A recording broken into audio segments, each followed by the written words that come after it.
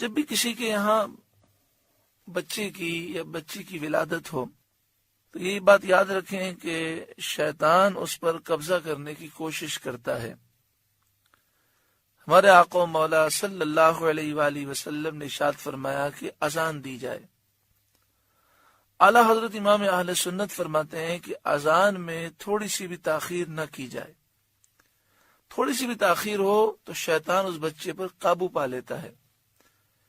آج کل ہمارے یہاں یہ ہوتا ہے کہ اگر بچے کی ولادت ہو، انتظار کرتے ہیں کہ جی کوئی اذان دینے والا اچھا آدمی آ جائے، اور اس طرح کچھ وقت گزر جاتا ہے۔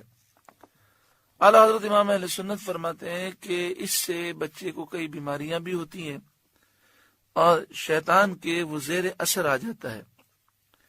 تو جیسے ہی بچے کی ولادت ہو فوراً جتنا ممکن ہو جلدی اذان دی جائے، سیدھے کان میں اذان دی جائے اور الٹے کان میں اقامت کہی جائے۔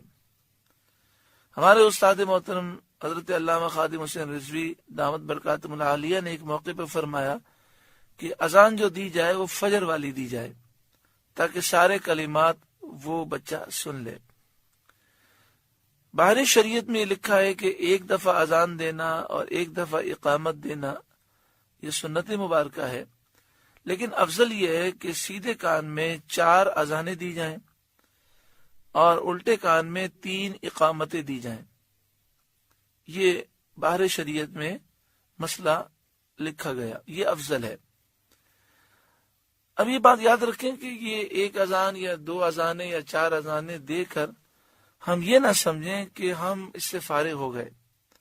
مسلسل اس بچے کے کان میں قرآن کی آوازیں، ذکر کی آوازیں، درود و سلام کی آوازیں اور اذانوں کی آوازیں مسلسل جانی چاہیے تاکہ یہ بچہ شیطان کے اثر سے محفوظ رہے۔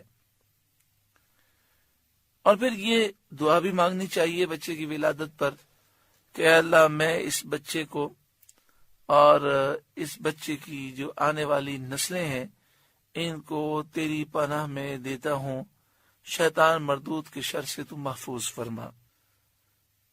پھر یہ بھی سنت مبارکہ ہے کہ جب بچے کی ولادت ہو تو کسی نیک صالح شخص کا لعاب اس بچے کے پیٹ میں سب سے پہلے داخل ہو۔ صحابہ کرام کا طریقہ یہ تھا کہ نبی اکرم صلی اللہ علیہ وآلہ وسلم کی خدمت میں فوراً لے کر آتے۔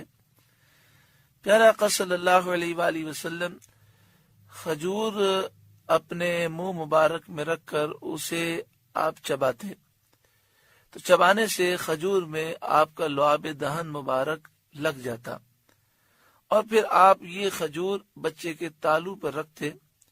اس طرح لعاب دہن مبارک بچے کے اندر منتقل ہو جاتا۔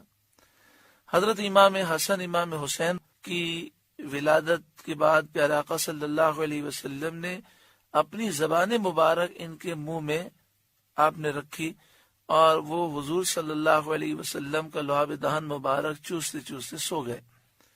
تو کسی نیک آدمی، کسی ولی کامل شخص کا لعاب جو ہے وہ سب سے پہلے بچے کی خوراک بنے، یہ بہتر ہے، جسے تحنیک کہتے ہیں۔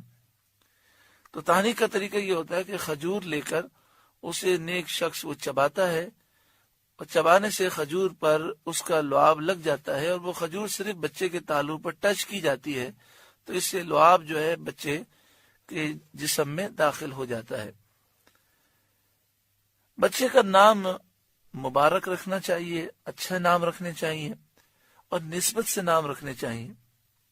جدید کے چکر میں ایسے نام نہیں رکھنے چاہیے جس کے اثرات برے ہوں۔ بعض لوگ ایسے عجیب و غریب نام رکھتے ہیں۔ ایک نے مجھ سے یہ سوال کیا اور یہ کوئی فرضی سوال نہیں ہے، حقیقت ہے۔ اس نے کہا کہ ہم اپنی بچی کا نام علینا رکھنا چاہ رہے ہیں۔ میں نے کہا یہ نام تو صحیح نہیں ہے۔ تو انہوں نے کہا یہ تو ہم نے نام قرآن مجید فرقان حمید سے لیا ہے۔ میں نے کہا کیسے لیا آپ نے؟ کہنے لگے قرآن پاک ہاتھ میں لے کر ہم نے کھولا، تو کھولنے کے بعد جو صفحہ کھلا اس پر جس لفظ پر ہماری نگاہ پڑی ہم نے کہا بس یہی نام رکھنا ہے۔ تو میں نے کہا دیکھیں علینا کے معنی ہے ہم پر، یہ تو کوئی معنی نہیں بنتے۔ تو کہنے لگا جی قرآن سے لیا ہے۔ میں نے کہا قرآن پاک میں تو جہنم کا بھی تذکرہ ہے، فرعون کا بھی ہے، قارون کا بھی ہے۔ تو قرآن مجید فرقان حمید سے نام لینے کے معنی یہ ہیں کہ اللہ والوں کے نام رکھیں، ایسا لفظ نام میں رکھیں جس کے معنی بہت اچھے ہوں۔ یہ ہمیں پیارے آقا صلی اللہ علیہ وآلہ وسلم نے سکھایا۔ آپ نے فرمایا سارے ناموں میں افضل جو نام ہے وہ عبداللہ ہے، عبد الرحمن ہے، محمد ہے اور احمد ہے۔ یہ 4 نام کی فضیلتیں ہیں۔ اور ایک حدیث پاک میں کسی نے عرض کیا یا رسول اللہ صلی اللہ علیہ وسلم میرے یہاں بیٹے کی ولادت ہوئی، نام ارشاد فرمائیے۔ تو آپ نے فرمایا کہ اس شخص کے نام پر نام رکھو جو شخص اللہ کو سب سے زیادہ محبوب ہے، وہ حمزہ بن عبد المطلب ہیں، سید الشہداء حضرت حمزہ رضی اللہ تعالی عنہ کا نام پیارے آقا صلی اللہ علیہ وسلم نے ذکر کیا۔ تو آپ دیکھیں انداز یہ سکھایا گیا کہ نام رکھو اس کے نام پر جو اللہ کو محبوب ہے۔ تو صحابہ کرام کے نام پر، اولیاء کے نام پر، انبیاء کے نام پر، اسی طرح بچیوں کے نام ہیں تو صحابیات کے نام پر، اور جو ولی خواتین ہیں ان کے نام پر نام رکھے جائیں تاکہ ان کی برکتیں حاصل ہوں۔ تو یہ علینا کا ایک آپ کو بتایا، لوگ الینا نام رکھ لیتے ہیں۔ الینا کے معنی ہے ہماری طرف۔ اللہ تبارک و تعالی سمجھ عطا فرمائے، جدت کے بجائے کوشش کی جائے کہ نام وہ رکھے جائیں جو پوری زندگی بچے کے لیے باعث برکت ہو، اور اس کی زندگی میں جب اسے کوئی بھی نام سے پکارے تو اس نام کی برکتیں اس سے ملیں۔ اچھا، پھر ہمارے یہاں پر یہ بھی مسئلہ ہے کہ جو اصل نام ہوتا ہے اس سے بچے کو نہیں پکارتے، اور وہ نام بگاڑ کر دوسرے نام جو ہے وہ ہم اپنی طرف سے رکھ کر پکارتے ہیں۔ تو یاد رکھیں کہ جس نام سے بچے کو پکاریں گے اس نام کے اثرات بچے میں پیدا ہوں گے۔ تو اس لیے اچھے نام رکھیں اور انہی اچھے ناموں سے بچوں کو پکاریں، انشاءاللہ تعالی اس کے اچھے اثرات ہوں گے۔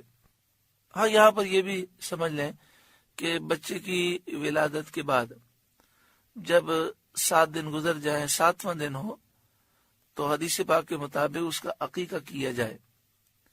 بہتر یہ ہے کہ بچے کے لیے 2 بکرے ہوں اور بچی کے لیے 1 بکرا یا بکری ہو۔ عقیقے کے بعد بچے کے بال صاف کیے جائیں اور ان بالوں کے وزن کے برابر چاندی یا سونا اللہ کی راہ میں خیرات کیا جائے۔ بال کٹانے کے بعد بچے کے سر پر زعفران پانی میں ملا کر وہ ملی جائے، یہ افضل ہے۔ عقیقے کا جو گوشت ہے وہ سب کھا سکتے ہیں جس طرح قربانی کا گوشت ہوتا ہے۔ اس میں یہ جو باتیں مشہور ہیں کہ نانا نہیں کھا سکتا، نانی نہیں کھا سکتی، فلاں نہیں کھا سکتا، یہ سب باتیں من گھڑت ہیں۔ جس طرح قربانی کے گوشت کو ہر مسلمان کھا سکتا ہے، اسی طرح عقیقے گوشت کو بھی ہر مسلمان کھا سکتا ہے۔ عقیقے گوشت میں بھی افضل یہی ہے کہ عقیقے کے بعد اس جانور کے 3 حصے کیے جائیں، 1 حصہ اپنے گھر والوں کے لیے، 1 رشتہ داروں کے لیے اور 1 حصہ غریبوں کے لیے ہو۔